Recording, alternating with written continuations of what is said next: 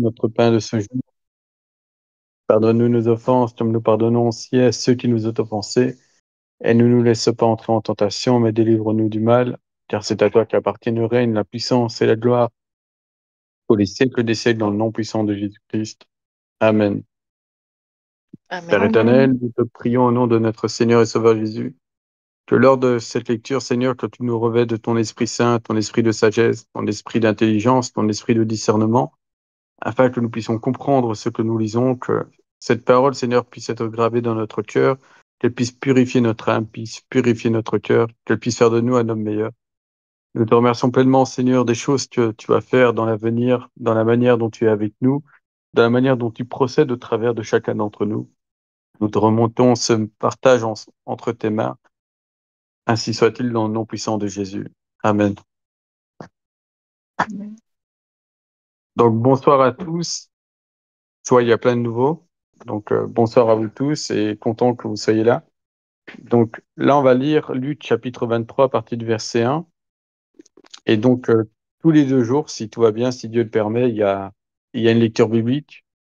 Et l'idée, c'est de faire un chapitre à chaque lecture biblique. Donc, vous êtes les bienvenus pour les prochaines lectures, comme pour cette lecture-ci. Ok, donc je vais attendre que tout le monde a Luc 23 devant les yeux. Une fois que c'est bon pour la majorité, on va commencer donc.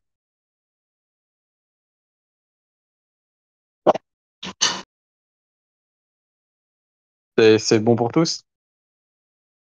Moi, c'est bon. Ok, je vais commencer la lecture alors. Donc Luc chapitre 23 à partir du verset 1. Ils se levèrent tous ensemble et le conduisirent devant Pilate. Ils se mirent à l'accuser en disant: Nous avons trouvé cet individu en train d'inciter notre nation à la révolte. Il empêche de payer les impôts à César et il se dit lui-même Christ, en roi. Pilate lui demanda: Es-tu le roi des Juifs, toi? Il lui répondit: C'est toi qui le dis. Pilate dit aux grands prêtres et aux foules: Je ne trouve rien qui mérite condamnation chez cet homme. Mais ils insistèrent et dirent: Il soulève le peuple en enseignant dans toute la Judée, depuis la Galilée, où il a commencé jusqu'ici. Quand Pilate entendit cela, il demanda si cet homme était galiléen. Ayant appris qu'il relevait de l'autorité d'Hérode, il l'envoya à Hérode, qui se trouvait aussi à Jérusalem en ces jours-là. Lorsqu'Hérode vit Jésus, il se réjouit grandement. Depuis longtemps, en effet, il voulait le voir à cause de ce qu'il avait entendu dire de lui, et il espérait le voir produire quelques signes. Il l'interrogea longuement, mais Jésus ne lui répondit rien. Les grands prêtres et les scribes étaient là et l'accusaient avec véhémence. Alors Hérode aussi, avec ses gardes, le traita avec mépris. Et après s'être moqué de lui et l'avoir revêtu d'un habit resplendissant, il le renvoya à Pilate. Ce jour même, Pilate et Hérode devinrent amis, d'ennemis qu'ils étaient auparavant. Pilate convoqua les grands prêtres, les chefs et le peuple, et leur dit: Vous m'avez amené cet homme parce qu'il entraînerait le peuple à la révolte. Or moi je l'ai interrogé devant vous, et je n'ai rien trouvé chez lui qui mérite condamnation. Rien de ce dont vous l'accusez. Hérode non plus, car il nous l'a renvoyé. Ainsi, rien de ce qu'il a fait ne mérite la mort. Je le relâcherai donc après l'avoir fait châtier. Et alors ici, il y a, selon certaines versions, il y a un verset en plus. Je vais le citer, c'est: Il était tenu de leur relâcher quelqu'un à chaque fête. Maintenant, le verset 10. Ils s'écrièrent tous ensemble: Supprime cet individu et relâche-nous Barabbas. Ce dernier avait été mis en prison pour une émeute qui avait eu lieu dans la ville et pour un meurtre. Pilate leur lança de nouveau le même appel, car il voulait relâcher Jésus. Mais eux criaient: Crucifie-le, crucifie-le. Il leur dit pour la 3e fois: Quel mal a-t-il donc fait? Je n'ai rien trouvé en lui qui mérite la mort. Je le relâcherai donc après l'avoir fait châtier. Mais ils insistèrent à grands cris en demandant qu'il soit crucifié, et leurs cris l'emportèrent. Pilate ordonna qu'advienne ce qu'ils avaient demandé, et relâcha celui qui avait été jeté en prison pour une émeute et pour un meurtre, et celui qui demandait quant à Jésus, il le livra à leur volonté. Ok, je vais m'arrêter ici parce qu'on a déjà beaucoup lu. Donc, je me suis pas arrêté avant, parce que le récit est assez clair en lui-même, hein. Donc, le Christ est ramené donc devant Pilate pour qu'il soit condamné. L'un des sujets qu'on veut le condamner, c'est par rapport à César. Que soi-disant, il inciterait le peuple à ne pas payer l'impôt à César. Dans les chapitres précédents, on avait lu qu'ils avaient essayé de le piéger avec cette question en disant justement, euh, est-ce qu'on devait l'impôt à César? Et Jésus avait répondu, de qui est l'effigie sur la pièce romaine? Ils ont dit celle de César. Il a donc dit, rendez à César ce qui est à César et rendez à Dieu ce qui est à Dieu. Donc, c'est une calomnie. Jésus n'a jamais demandé de ne pas payer l'impôt. Au contraire, il était même qu'on paye l'impôt aux autorités établies sur terre et qu'on rende à Dieu en même temps ce qui est à lui. Barabbas, Barabbas en hébreu, ça veut dire fils de Dieu, si jamais. Bar, c'est fils, et Abba, c'est père, fils du père. Il y a beaucoup des premiers chrétiens qui ont essayé de faire des parallèles avec le Christ en disant que ce n'était pas anodin que celui qui a été relâché s'appelait fils du père et que celui qui a été mis à mort s'appelait fils de Dieu. Ils ont essayé de faire des parallèles, etc. Bon, moi personnellement, je suis pas trop convaincu des parallèles qu'ils ont essayé de faire, mais voilà, juste donc pour un titre informatif, Barabbas veut dire donc fils du père en hébreu. Euh, Pilate le renvoie donc à Hérode, parce qu'il est galiléen, donc comme c'est Hérode qui, euh, qui était seigneur de cette contrée, de la Galilée, ben c'est lui qui devait normalement juger Jésus. Hérode avait entendu les miracles du Christ et tout, donc il voulait avoir des signes se produire auprès de lui, non pas dans le but où il en avait besoin, mais dans le but de faire passer Jésus comme un gigolo, comme un magicien, quoi, comme quelqu'un qui ferait des miracles. Jésus, sachant cela, il ne répondit pas un mot. Et du coup, on a Hérode qui renvoie donc à Pilate. Pilate va tout faire pour essayer que le Christ ne soit pas crucifié, mais le peuple va insister, il va insister, donc ayant peur d'une révolte, il va donc céder. Donc le Christ va être châtié et ensuite donc crucifié comme le peuple a demandé. Et donc maintenant on est au verset 26. Est-ce qu'il y a une question jusqu'ici? Est-ce que peut-être quelqu'un a une question?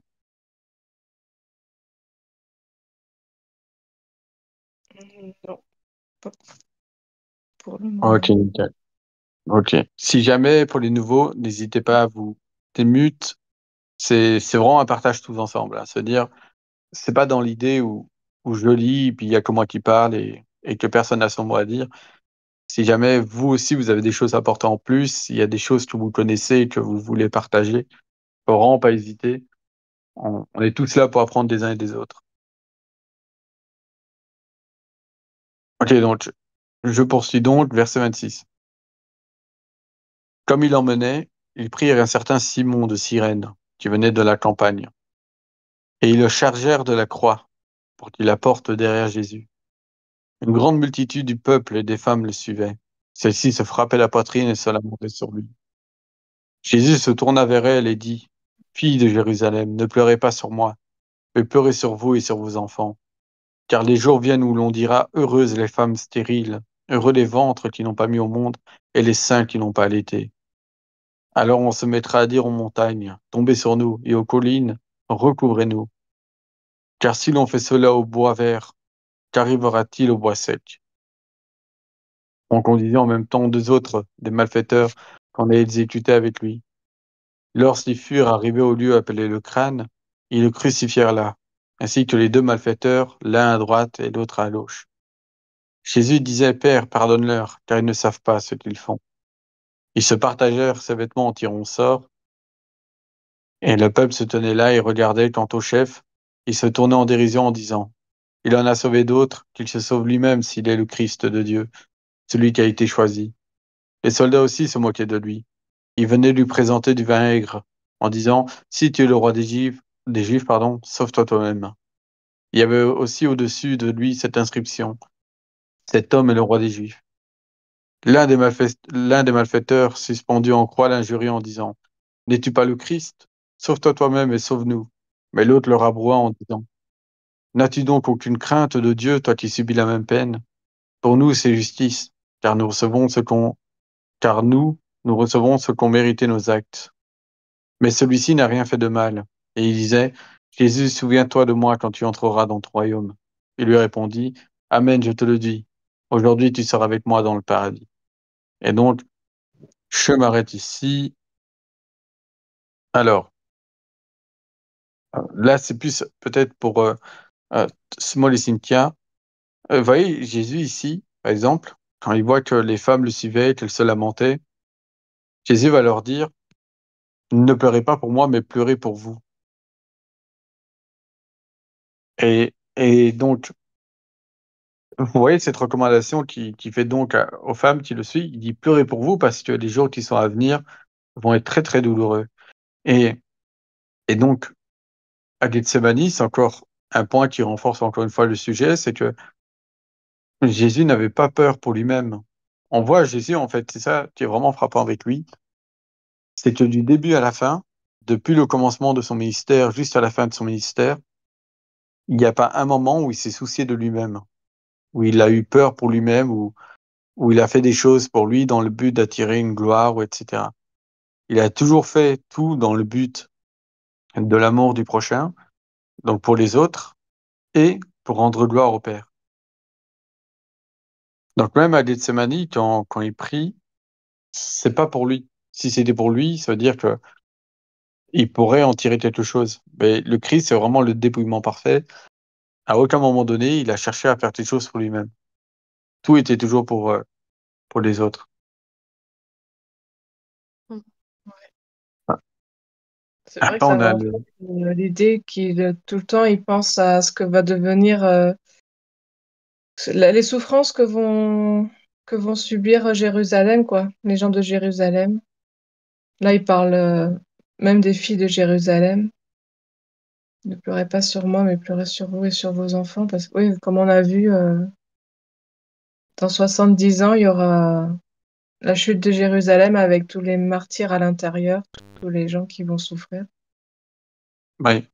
avec l'invasion romaine. Est-ce que je peux ajouter quelque chose? Oui, bien sûr. Euh, il a un moment dans la Bible où on voit que Jésus a quand même un peu, il craint un peu. C'est le moment où il dit, Seigneur, si c'est ton vœu, épargne-moi cette coupe. J'ai oublié c'était quel verset. Oui, c'est justement celui dont on parlait. C'est pour ça que, euh, en fait, si tu veux, dans l'idée, c'est que la coupe ici, cette coupe que Jésus va demander au Père d'éloigner ça de lui, cette coupe, pour moi en tout cas, c'est mon interprétation personnelle, elle ne représente pas les souffrances, ses souffrances à lui, ça veut dire, elle ne représente pas la passion qu'il va devoir affronter, c'est-à-dire l'épreuve de la crucifixion, la flagellation, etc. Mais cette coupe, elle représente plutôt le châtiment qui doit s'abattre sur Israël à cause qu'ils ont livré le Fils de l'homme. Et le châtiment qui doit tomber sur Israël, notamment, c'est l'exil des Juifs, c'est la destruction du temple, c'est la persécution des apôtres. Et donc, Jésus, lui, quand il demande au Père d'éloigner cette coupe de lui, c'est pas sa passion qui demande d'éloigner de lui. Il n'est pas en train de dire au Père, fais en sorte que je n'aille pas sur la croix. Mais il demande au Père un peu plus de temps, un peu plus de délai justement, pour Israël, pour qu'Israël puisse se repentir. Nous, on n'interprète pas la coupe, enfin, j'interprète pas personnellement la coupe vis-à-vis des souffrances du Christ, mais plutôt la coupe, pour moi, elle fait référence à la colère de Dieu qui doit s'abattre sur Israël, tout simplement.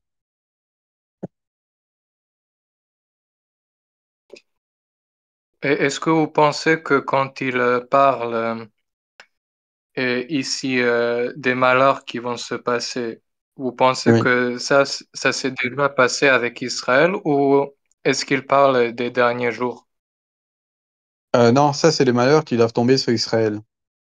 C'est-à-dire, à sa mort, et ça, tu peux même le vérifier historiquement, 30 ans, non, voire 40 ans après la mort du Christ, en l'an 70, l'Empire romain va détruire le temple des Juifs. Donc le temple va être détruit. Les Juifs vont être mis en exil, c'est-à-dire les Juifs vont être exilés aux quatre coins du monde sous forme d'esclavage, etc. Et jusqu'à aujourd'hui, ils n'ont toujours plus de temple. Donc Jésus leur avait annoncé ça. Hein. Il leur avait dit que il y a des temps difficiles qui vont venir, que vous entendrez parler de guerre, de famine, etc. Quand tu lis avec des apôtres, tu vois qu'il y a déjà des famines qui sont là.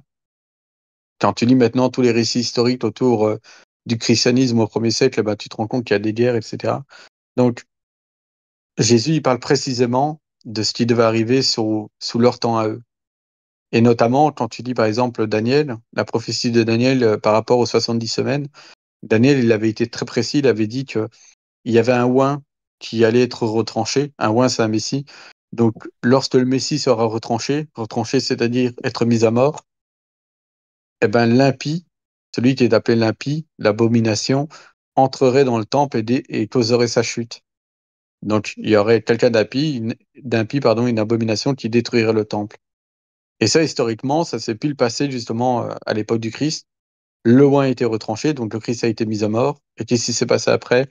L'Empire romain a détruit le temple. Donc, vous voulez dire que ce qui est écrit dans la Révélation, par rapport à ça, ça s'est déjà passé? La révélation, tu parles d'Apocalypse? Oui, Apocalypse, excusez-moi. Je ne suis pas Non, français. non, ça, c'est les choses à venir, ça. Ça, c'est différent. En fait, tu dois différencier, d'une part, tu dois faire la différence entre deux choses. D'une part, tu dois faire la différence entre la prophétie de Daniel qui se réalise avec l'arrivée de Jésus il y a 2000 ans, et par sa mort et toutes les conséquences qui ont suivi. Et maintenant, la deuxième part, qui est maintenant Jean, qui lui va recevoir une nouvelle révélation, comme Daniel avait reçu une première révélation, Jean, lui, il en reçoit une deuxième. Et dans cette deuxième révélation, là, c'est les temps de la fin, où il voit notamment le millénium, et après le millénium, le jugement dernier, etc. Donc, ça, c'est tout ce qui est décrit dans l'Apocalypse. La plupart des chapitres concernent la fin. D'accord. Moi, je sais qu'il y a beaucoup d'interprétations différentes de l'Apocalypse et c'est difficile Oui, d'avoir deux personnes qui sont vraiment d'accord. oui, c'est beaucoup de symbolique, hein. C'est beaucoup de symbolique et d'analogie. L'Apocalypse, ça veut dire que on va essayer d'interpréter comme on peut. Après, Apocalypse, il fait beaucoup référence à Daniel et Ézéchiel, donc quelqu'un qui a lu Ézéchiel et Daniel peut plus ou moins comprendre le message de l'Apocalypse. Mais je suis d'accord avec toi qu'il y a énormément de discussions autour de l'Apocalypse. On ne sait pas s'il y a 3 enlèvements. Il y en a qui disent pré-tribulation, puis pendant la tribulation, puis post-tribulation. Il y en a qui vont te dire il n'y a qu'un seul enlèvement. Il y en a qui vont te dire qu'il y en a deux. Et il y en a même encore d'autres qui vont te dire qu'il y en a 4. Donc, la plupart des discussions sont concernant les enlèvements de l'Église, etc.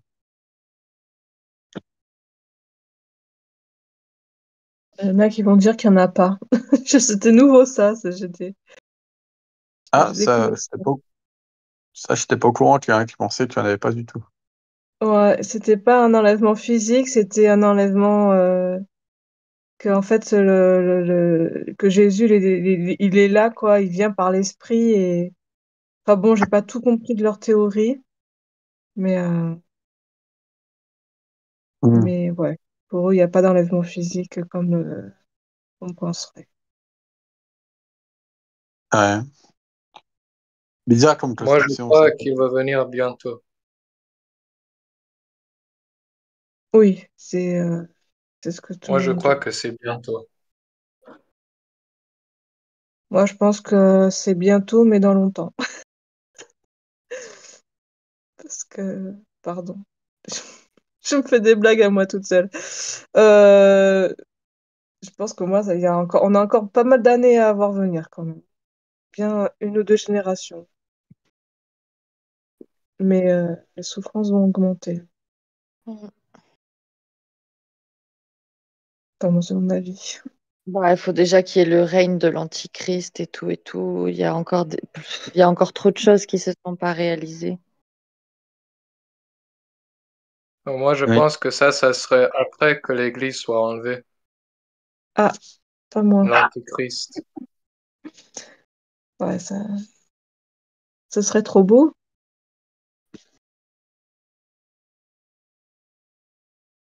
Ben voilà, Ça serait, oui, en tout cas, il y a plein d'avis différents hein, sur quand est-ce que vient l'enlèvement. Mais donc, là, on a fait donc une grosse parenthèse. On est un peu sorti énormément de la lecture, du coup. La question sur la coupe était intéressante, étant donné que vis-à-vis de ce qu'on a lu, on évoquait Gethsemane. Après l'enlèvement de l'Église, etc., là, c'est encore un sujet beaucoup plus vaste. Je propose peut-être qu'on termine peut-être le chapitre, et puis, si vous voulez, on peut reparler peut-être de l'enlèvement, s'il le faut. Comme, Ok. comme il y a Craig Recording, comme ça, au moins, ceux qui écouteront l'enregistrement, ils seront pas perdus entre le fil de la discussion et le fil de la lecture. Donc, on a été arrivé au verset 44. Et il reste pas beaucoup d'ailleurs. Donc, verset 44. C'était déjà la 6e heure environ, et il y eut des ténèbres sur toute la terre jusqu'à la 9e heure. Le soleil avait disparu, et le voile du sanctuaire se déchira par le milieu.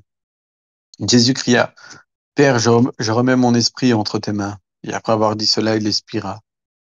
Voyant ce qui était arrivé, le centurion glorifia Dieu en disant, cet homme était réellement injuste.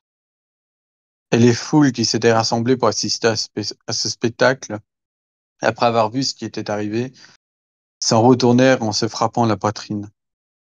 Tous ceux qui le connaissaient et les femmes qui l'avaient accompagné depuis la Galilée se tenaient à distance et regardaient ce qui se passait. Je m'arrête ici. Je ne sais pas si vous connaissez ce verset. Donc, par rapport au verset 44, que c'était déjà à 6e heure environ et qu'il y a eu des ténèbres, donc, mais c'est à la 9e heure. Donc, pendant 3 heures, le soleil, en tout cas, le ciel était ténébreux. C'est-à-dire, on voyait plus la lumière du soleil. C'est comme si on était en pleine nuit. Et je ne sais pas si vous avez déjà vu ce verset-là. Et c'est là où vous allez vous rendre compte à quel point hyper précis. C'était justement une prophétie, ça aussi. Je vais vous la mettre dans le chat.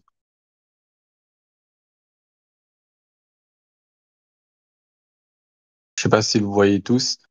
Mais sachez que la 6e heure pour les Hébreux, c'est midi. Mm. Et ça, quand vous regardez le contexte d'Amos, on parle justement de la punition de Dieu qui devait s'abattre sur eux. Donc c'est hyper précis, hein. Ouais, Amos 8-9 pour ceux qui nous écoutent. Ouais. Ah, si jamais c'est dans le chat d'Addis. Ah oui, c'est vrai, pour ceux. Donc Amos 8-9. Ok. Et donc, j'ai terminé la lecture alors. Verset 50. Il y avait un membre du conseil nommé Joseph, un homme bon et juste, qui n'avait pas participé aux décisions et aux actes des autres. Il était d'Arimathée, ville des Juifs, et il attendait le règne de Dieu. Il se rendit chez Pilate et demanda le corps de Jésus. Il le descendit de la croix, l'enveloppa d'un drap et le mit dans un tombeau taillé dans le roc où personne ne gisait encore. C'était le jour de la préparation et le Shabbat allait commencer. Les femmes, celles-là même qui étaient venues de Galilée avec lui, le suivirent, pardon, et elles virent le tombeau et la manière dont son corps y fut mis. Et elles s'en retournèrent pour préparer des aromates et des parfums. Puis pendant le Shabbat, elles observèrent le repos selon le commandement. Et voilà, ça finit ici donc pour ce chapitre-là.